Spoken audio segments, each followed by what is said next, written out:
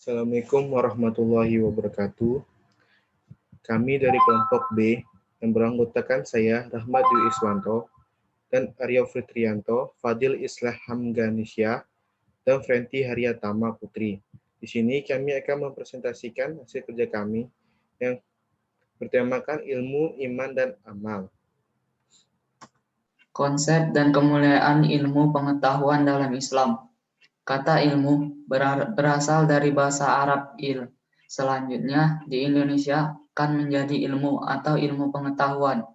Dalam perspektif Islam, ilmu merupakan pengetahuan mendalam, hasil usaha yang sungguh-sungguh, ijtihad dari para ilmuwan muslim atau ulama atau mujtahid atas persoalan-persoalan duniawi dan ukhrawi dengan bersumber kepada wahyu Allah. Al-Quran dan Al-Hadis merupakan wahyu Allah yang berfungsi sebagai petunjuk atau hudan bagi umat manusia. Termasuk dalam hal ini adalah petunjuk tentang ilmu dan aktivitas ilmiah. Dalam Al-Quran juga banyak disebut ayat-ayat yang secara langsung atau tidak mengarah pada aktivitas ilmiah dan pengembangan ilmu, seperti perintah untuk berpikir, merenung, menalar, dan semacamnya. Bahkan besarnya perhatian Islam terhadap ilmu pengetahuan menarik perhatian seorang orientalis yaitu Franz Rosenthal. Penjelasan-penjelasan Al-Quran dan Al-Hadis di atas menunjukkan bahwa paradigma ilmu dalam Islam adalah teosentris. Karena itu, hubungan antara ilmu dan agama memperlihatkan relasi yang harmonis. Ilmu tumbuh dan berkembang berjalan seiring dengan agama.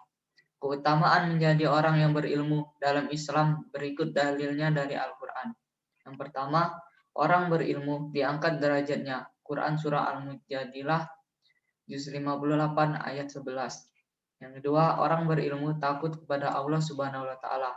Quran Surah Fatir ayat 28. Yang tiga, orang berilmu akan diberi kebaikan dunia dan akhirat. Quran Surah Al-Baqarah, juz 2 ayat 269. Yang keempat, orang berilmu dimudahkan jalannya ke surga. Hadis riwayat Muslim nomor 2699. Dan yang terakhir, orang berilmu memiliki pahala yang kekal. Hadis riwayat Muslim nomor 1631. Assalamualaikum warahmatullahi wabarakatuh.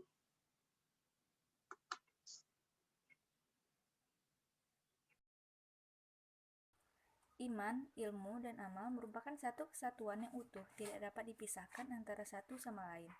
Dalam pandangan Islam, antara agama, ilmu, pengetahuan, teknologi, dan seni terdapat hubungan yang harmonis dan dinamis yang terintegrasi ke dalam suatu sistem yang disebut dinul Islam. Di dalamnya terkandung 3 unsur pokok, yaitu akidah, syariah, dan akhlak. Dengan kata lain, iman, ilmu, dan amal soleh, sebagaimana digambarkan dalam Al-Quran, Surah Ibrahim ayat 24-25. Ayat tersebut mengidentikan bahwa iman adalah akar, ilmu adalah pohon yang mengeluarkan dahan dan cabang-cabang ilmu pengetahuan, sedangkan amal ibarat buah dari pohon itu, identik dengan teknologi dan seni. Iptek dikembangkan di atas nilai-nilai iman dan ilmu, akan menghasilkan amal soleh, bukan kerusakan alam. Islam dalam agama wahyu yang mengatur sistem kehidupan yang paripurna. Keparipurnaannya terletak pada 3 aspek, yaitu aspek akidah, aspek ibadah, dan aspek akhlak. Keutuhan ketiga aspek tersebut dalam pribadi muslim sekaligus merealisasikan tujuan Islam sebagaimana agama pembawa kedamaian, ketentraman, dan keselamatan. Sebaliknya, pengabaian salah satu aspek akan mengakibatkan kerusakan dan kehancuran. Agama atau iman berfungsi untuk memberikan arah bagi seseorang ilmuwan untuk mengamalkan ilmunya dengan didasari oleh keimanan yang kuat. Pengembangan ilmu dan teknologi akan selalu dapat dikontrol berada pada jalur yang benar. Sebaliknya, tanpa dasar keimanan, ilmu dan teknologi dapat disalahgunakan sehingga mengakibatkan kehancuran orang lain dan lingkungan. Iman berfungsi untuk memberikan arah bagi seorang ilmuwan untuk mengamalkan ilmunya seperti yang dijelaskan pada Quran Surah Al-Isra ayat 36. 3. Paradigma hubungan agama dan ilmu pengetahuan. Perkataan ilmu pengetahuan atau sains dan ilmu agama atau agama Islam, terkadang menimbulkan distorsi. Sebagian orang memahami bahwa sains bersifat rasional, empiris, positif, dan diobservasi, terukur, dan dapat diuji. Di sebagian yang lain, memahami bahwa agama bersifat gaib, supranatural, melampaui fisik, tidak empiris, dan meta-positif. Atas dasar itulah, maka agama kemudian dianggap sebagai sesuatu yang bersifat metafisik, meta-empiris, dan meta-positif. Persinggungan antara ilmu pengetahuan dan ilmu agama telah menjadi bahan pembicaraan yang hangat. Dalam berbagai diskusi menjadi topik yang menarik bagi beberapa kalangan, terutama akademisi. Sebagian orang memahami bahwa agama sebagai cita rasa terhadap hal-hal yang bersinggungan dengan misteri, karena antara manusia dengan agama seringkali terjadi persinggungan yang bersifat batiniah dan mampu memberikan kepuasan yang amat luar biasa. Sebagai sesuatu yang mengarah pada hal-hal yang bersifat transenden, di sisi lain, ilmu pengetahuan modern atau sains telah menunjukkan keberhasilannya yang gemilang dalam berbagai aspek kehidupan manusia yang maju dan terukur, terutama sejak terjadinya Renaissance, di mana ilmu pengetahuan berhasil mempercepat dan mempermudah manusia untuk memenuhi kebutuhan hidupnya. Kebenaran agama berasal dari Allah, yang kemudian kebenaran berwujud firman atau ayat kauli, dan kebenaran ilmu pengetahuan atau natural science, social science, dan human science berwujud realitis empiris atau ayat kauni. Hakikatnya, keduanya berasal atau bersumber dari Allah. Maka kebenaran keduanya tidak akan berbeda apabila bertentangan. Jika dalam hal realitis empirik dan agama terjadi pertentangan, maka ada dua kemungkinan, yaitu pertama, ilmu pengetahuan atau sains dan agama belum menemukan kebenaran final atau masih dalam proses berkembang. Kedua, pemahaman manusia terhadap wahyu kauli belum menemukan pemahaman yang tepat sesuai dengan sesuai ilmu Allah.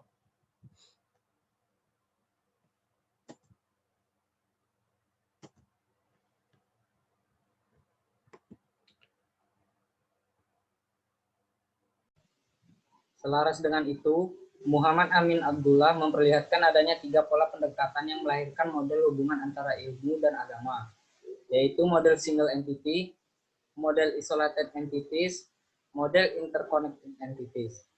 Kehidupan dunia modern yang positifistik telah menempatkan ilmu pengetahuan atau sains pada posisi yang terpisah dari agama, sehingga ilmu pengetahuan seringkali lepas sama sekali dari nilai-nilai etis religius. Meskipun sains dan agama mempunyai wilayah yurisdiksinya masing-masing, namun keduanya dapat saling berbagi. Sains dan agama bisa menjadi mitra dalam menafsirkan alam semesta dengan berbagai metodenya yang saling melengkapi. Sebagaimana dinyatakan Albert Einstein, ilmu pengetahuan tanpa agama lumpuh. Agama tanpa ilmu pengetahuan buta. Bagaimana hubungan agama dan iptek? Secara garis besar, berdasarkan tinjauan ideologi yang mendasari hubungan keduanya, terdapat 3 jenis paradigma. 1. Paradigma sekuler, yaitu paradigma yang memandang agama dan iptek adalah terpisah satu sama lain. 2. Paradigma sosialis, yaitu paradigma dari ideologi sosialisme yang menafikan eksistensi agama sama sekali. 3. Paradigma Islam, yaitu paradigma yang memandang bahwa agama adalah dasar dan pengatur kehidupan. Tetapi segala pemikirannya itu tidak boleh lepas dari akidah Islam, karena Iqra haruslah dengan Bismi Rabbika, yaitu tetap berdasarkan iman kepada Allah, yang merupakan asas akidah Islam.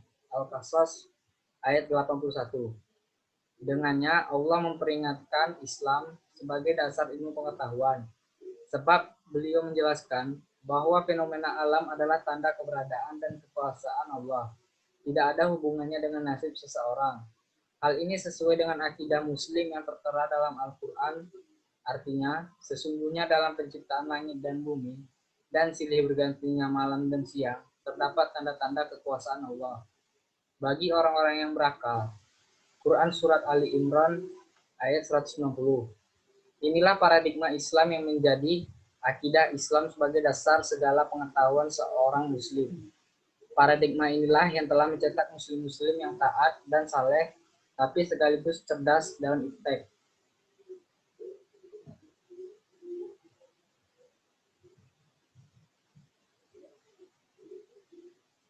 Sekian presentasi dari kelompok kami. Apabila ada kesalahan kata yang tidak berkenan di hati para teman-teman dan ibu dosen, kami ucapkan mohon maaf sebesar-besarnya.